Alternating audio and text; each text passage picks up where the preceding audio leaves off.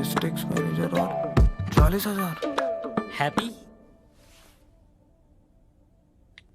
Indeed. Jobs ढूंढना हुआ बिल्कुल आसान इंडीड के साथ। तुम नेक्स्ट शिफ्ट में आना। Sir please come. हम दोनों next. Success should not go to your head, but to your heart. Denver, the scent of my success.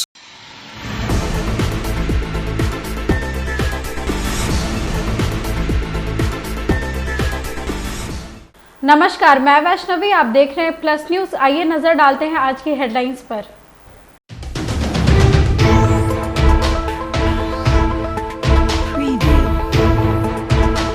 Bihar विधानसभा चुनाव को लेकर जदयू की अहम बैठक का आयोजन किया गया।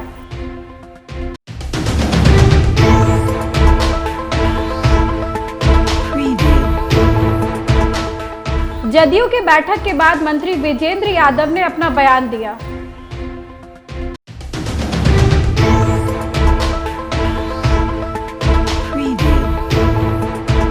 नगर विकास मंत्री नितिन नवीन ने तेजस्वी पर हमला बोला।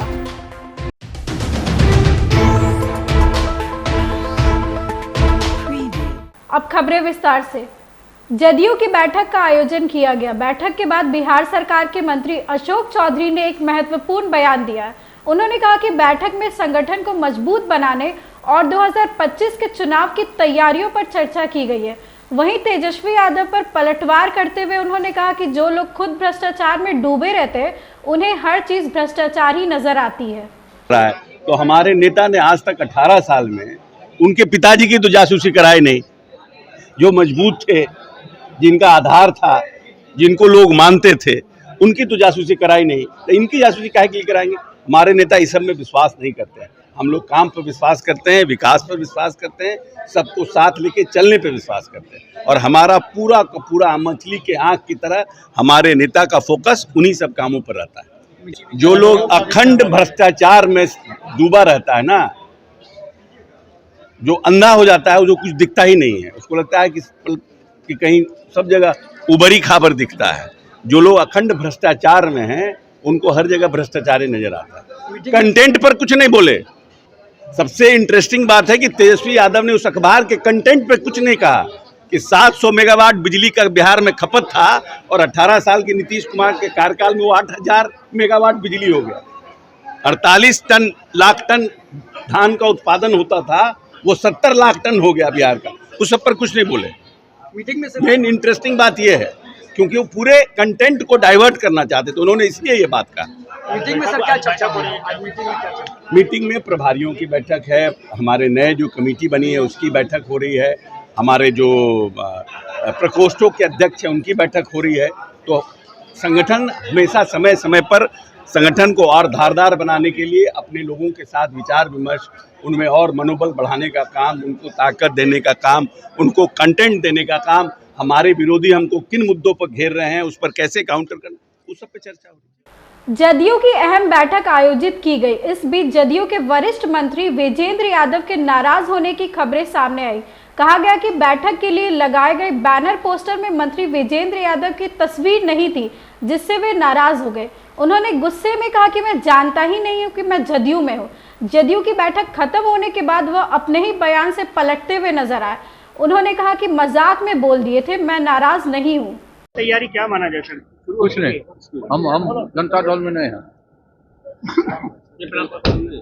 जनता दल में नहीं, आपको मजाक में कह दिया। नाराजगी मजाक में बोले, पोस्टर में अरे मजाक नहीं होता है। चोट लग गया। 2-3 मीडिया वाले से हमने कहा कि हमें मीटिंग में कैसे गए? मीटिंग में कैसे? आप हटिए ना, आप कैसे हटे जाएंगे? चलिए। तो सर इस तरह की नाराजगी क्यों? कोई नाराजगी नहीं, झूठ है। सर आपने कहा है कि नहीं? अफवाह है, मजाक में कह दिए कुछ। अच्छा मजाक में सर, आप नाराज नहीं थे?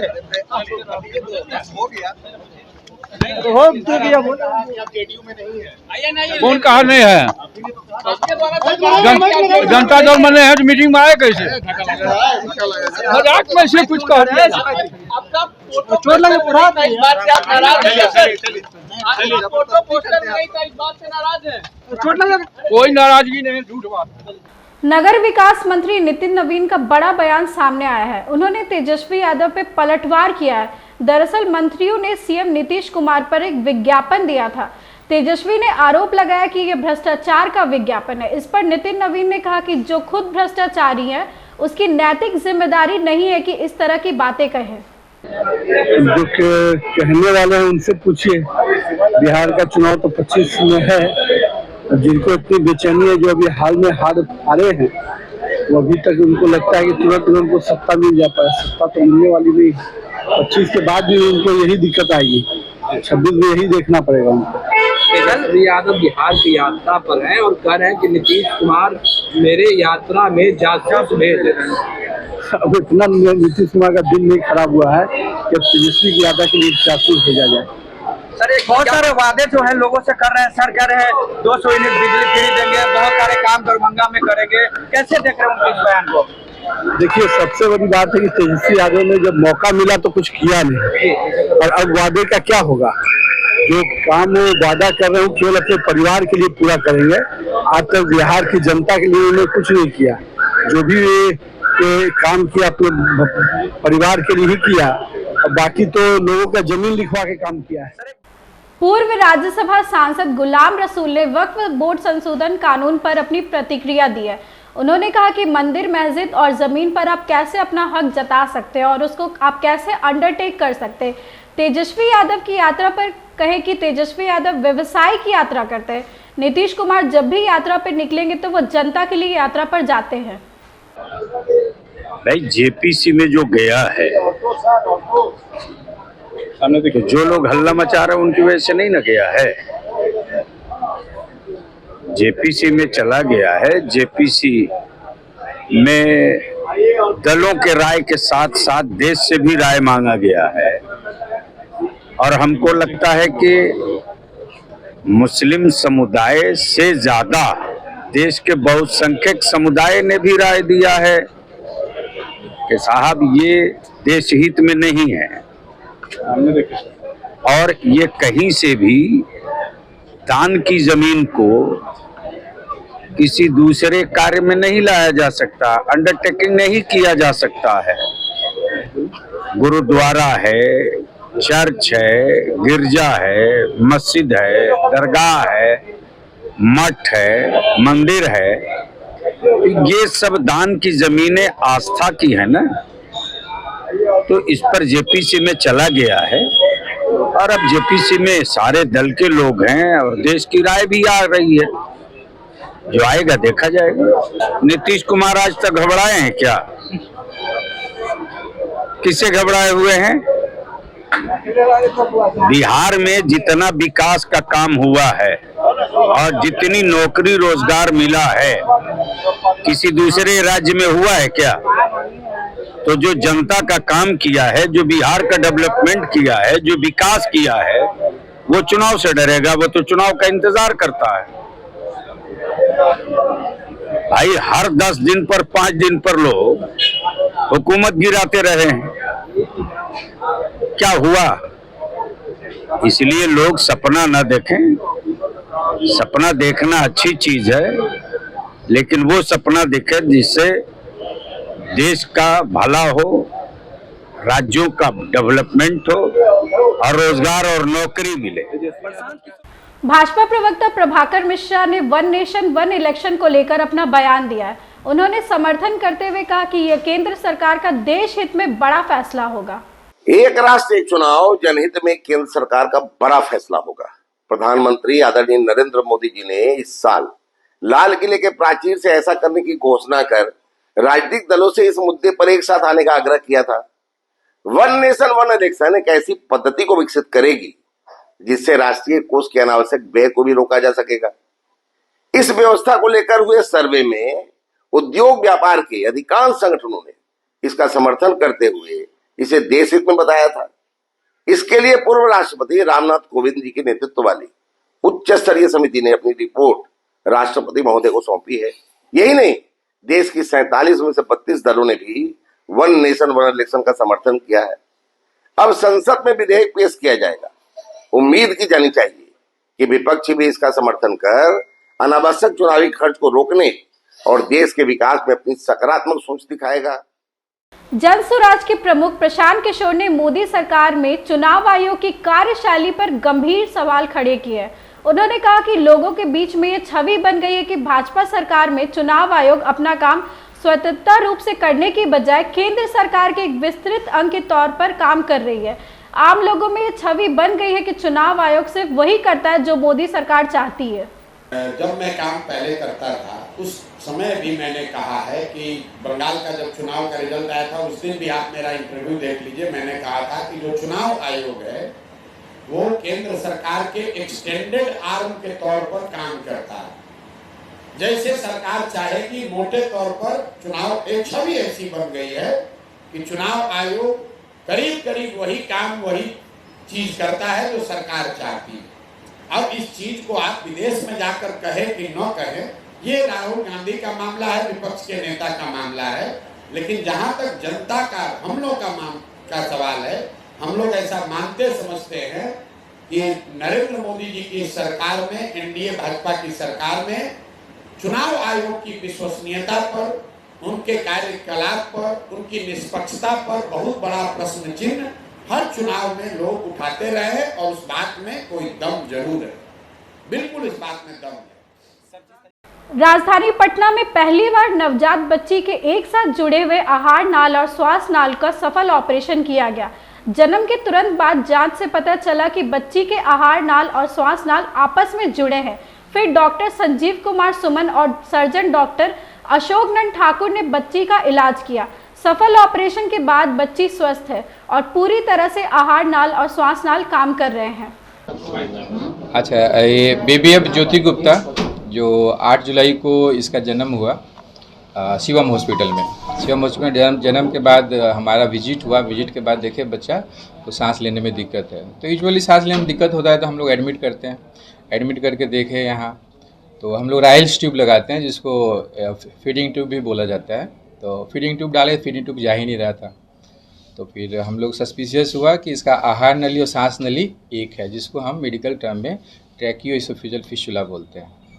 अब इसका इलाज मेडिकल में हमारे पास दवाइयों के थ्रू नहीं होता है, तो हमने फिर सर को बुलाया, डॉक्टर अशोक नंद ठाकुर सर जो हमारे बगल में बैठे हैं, सर को बुलाया। सर से कन्फर्मेशन लिया गया तो इन्होंने बताया कि संजीव है, इसको TEF है, ट्रैकियोइसोफेजियल फिस्टुला है, जिसका ऑपरेशन करना पड़ेगा। अब इसका आउटकम की बात हुई, पैसे की बात हुई, ऑपरेशन चार्जेस, ये सब कोई मैटर नहीं कर रहा था। बस मैटर कर रहा था कि हमारे पास जो गार्जियन है, गार्जियन कंसेंट देते हैं कि नहीं, क्योंकि आउटकम तो है इसका अच्छा नहीं है आप। और इस ऐसे बच्चे को जो बीमारी होती है ना, उसको ट्रैकियोइसोफेजियल फिस्टुला विथ इसोफेजियल एट्रेसिया बोलते हैं मेडिकल टर्म में। उसका मतलब ये हुआ कि ऊपर वाला जो पाउच रहता है, ऊपर वाला जाकर के बंद हो जाता है और उसका नीचे वाला हिस्सा जाकर के सांस के नली से जुड़ जाता है। तो तकलीफ इसमें ये होती है कि बच्चा जो थूक रहता है वो धीरे धीरे करके अंदर में एस्पिरेट करके लंग में चला जाता है। तो ऑपरेशन भी जटिल है। ऑपरेशन के बाद पोस्ट ऑपरेटिव केयर वहीं हो सकता है जो बहुत ही अच्छा जगह हो, जहाँ वेंटिलेटर की सुविधा हो, round the clock paediatrician, efficient paediatrician हो। सिर्फ सर्जरी करना और से बच्चे का सर्वाइवल आप इसमें नहीं डिनोट कर सकते। तो एक तो बीमारी रेयर है, ऊपर से बीमारी डिफ़िकल्ट है according to the operation with post op care. तो हम लोगों ने इसको ऑपरेशन पोस्ट किया। इसमें हम लोग थोरेक्स को ओपन करते हैं, एब्डोमेन, और जो सांस से नली से जो आहार नली जुड़ी हुई थी उसको अलग करके जो ऊपर वाला जो बंद पार्ट था उसको ओपन करके दोनों को जोड़ा गया। उसके बाद इसको हम लोगों ने वेंटिलेटर पर रखा। वेंटिलेटर पर रखने के बाद बहुत बार इसका एक बीच में वेंटिलेटर पर रहता है बच्चा, तो कभी उसका सांस रुकने लगता है या ट्यूब ब्लॉक होता है। बहुत बार रात में ये आए हैं और रात में 2 बजे भी आकर के उसको देख करके उसको ट्यूब वगैरह ठीक किया गया है। उसके बाद इसमें प्रॉब्लम ये होता है कि उसके निकलने के बाद जो हमने नली जोड़ा है वो जुड़ा कि नहीं, वो 5 से 6 दिन लगता है जुड़ने में। वो जुड़ जाने के बाद लगता है कि बच्चा दूध पीने लगा कि नहीं। तो वेंटिलेटर से निकला और बच्चा दूध रहा है कि बच्चे का या कोई जो मरीज़ हमारे यहाँ आता है उसका ट्रीटमेंट प्रायोरिटी है, उसका पेमेंट प्रायोरिटी नहीं है। अगर अटेंडेंट अफोर्ड नहीं कर सकता है तो हम बच्चे को, अगर अटेंडेंट कंसेंट देता है तो हम ट्रीटमेंट करते हैं। और ट्रीटमेंट में भाई दवाई तुम लाया करो, बाकी तुम्हारा अस्पताल का सारा खर्चा हम राइट ऑफ करेंगे। तो मेरा वो पॉलिसी रहा है और हम उसी में अभी तक करते आ रहे हैं। तो बिहार में पहला अस्पताल ऐसा खुला जिसका कि नाम ही था emergency hospital, Ruban emergency hospital. पहले मेडिकल प्रैक्टिस में जो केस ठीक होने के लायक है वो नर्सिंग होम में रहेंगे, जहाँ देखा है रिस्की है उसको PMCH में या IGMS में भेज दो। जहाँ पर कि उतना अच्छा इंफ्रास्ट्रक्चर नहीं होने के चलते बच्चे का इलाज में उतना अच्छा रिजल्ट नहीं मिलता था। तो मैंने बिहार में पहली बार शुरू किया वो अस्पताल जिसमें कि क्रिटिकल केयर का देखभाल किया जाए, नाम ही रखा इमरजेंसी हॉस्पिटल। हमारे पिताजी काफ़ी नाराज़ भी हुए कि जो करना है करो, लेकिन आप नाम क्यों रखते इमरजेंसी हॉस्पिटल। हम नाम इसलिए रखे हैं कि लोग मालूम हो कि वहाँ इमरजेंसी का ट्रीटमेंट होता है, और भगवान की दया से ट्रीटमेंट करते रहे, कभी कोई बलाल नहीं हुआ, सब ठीक ठाक हुआ, उसी में आगे बढ़ते जा रहे हैं। बिहटा के कंचनपुर पंचायत से कब्रिस्तान की जमीन फर्जीवाड़ा का मामला सामने आया। बताया गया कि पारंपरिक तौर पर 15 डेसिमल का ही कब्रिस्तान है, लेकिन कब्रिस्तान की घेराबंदी 1 एकड़ 15 डेसिमल जमीन किया जा रहा है। स्थानीय लोगों के अनुसार अंचल अधिकारी की मिलीभगत से फर्जीवाड़ा किया गया है। आपसे मांगा कि ना भाई ये खतियान लीजिए, वो ऊपर से वरीय पदाधिकारी को इंटीमेट करेगा। अभी चचा न कहें, इसके पहले हम लोग अभी बोले थे कि शैली है पुलिस, अब उसमें ज्यादा विवाद में नहीं पड़ना है। समस्या है कि आपका जमीन छूट जाए, चौथा स्तंभ चचा यही, इनसे तो जो सच्चाई है सो अवगत हम करवाएंगे। तो बंदे हो गया ना भाई, DSP साहब फिर दे इसे अभी कहाँ मौखिक बोल रहे फिर चालू कर देंगे तो हम क्या करेंगे सर? यही तो हो रहा है, कहते कहते तो हम लोग थक गए। DSP साहब जो ऊपर में सर हम आवेदन दे दिए हैं, DM के यहाँ भी बात हुआ है सर। DM के यहाँ आवेदन 31 तारीख को गया था, इस बीच को भी देते सर, यही हम लोगों से गलती हुआ। चलो हमारा गर्मी से मिला दिखा दीजिए मैडम, ये कागज यही है जैसा आप कहने वैसा क्या करते हैं। 4 बजे मैडम से बात करेंगे तो हम लोग बात करेंगे, फोन से बात करेंगे, दोनों में अंतर हो जाएगा। कागज को दिखा दीजिए ना, ये कागज है, ये कहता है, ऐसा है,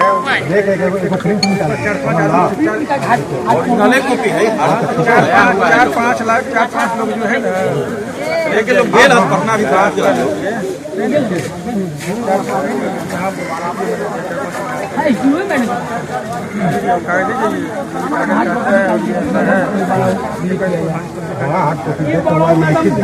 करेंगी ना। भागलपुर के कहलगांव प्रखंड से डॉक्टर के लापरवाही का मामला सामने आया है। बताया गया कि खुशबू खातून नाम की महिला इलाज कराने के लिए एक निजी अस्पताल में गई, जहां उनकी हालत और गंभीर हो गई। परिजनों ने आरोप लगाया कि डॉक्टर के लापरवाही की वजह से महिला की हालत खराब हुई है। अब इंसाफ के लिए परिजन अधिकारी और जनप्रतिनिधियों के चक्कर काट रहे हैं। क्या नाम हुआ?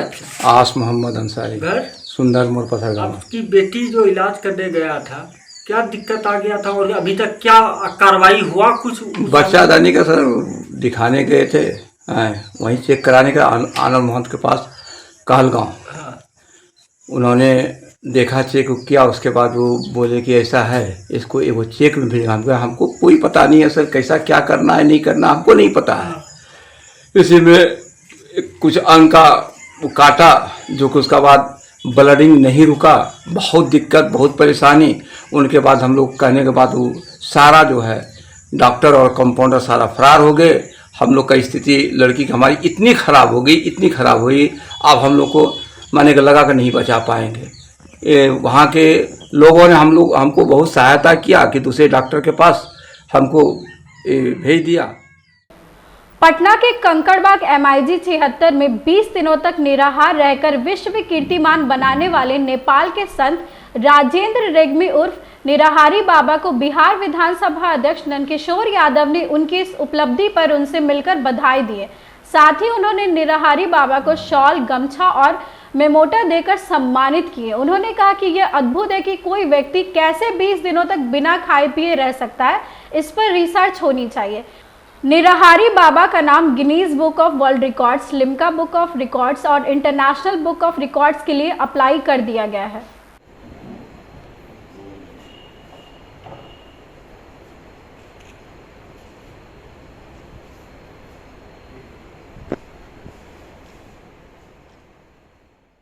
आज की खबरों में बस इतना ही। आगे की खबरों के लिए देखते रहे प्लस न्यूज। मुझे दीजिए इजाजत, नमस्कार।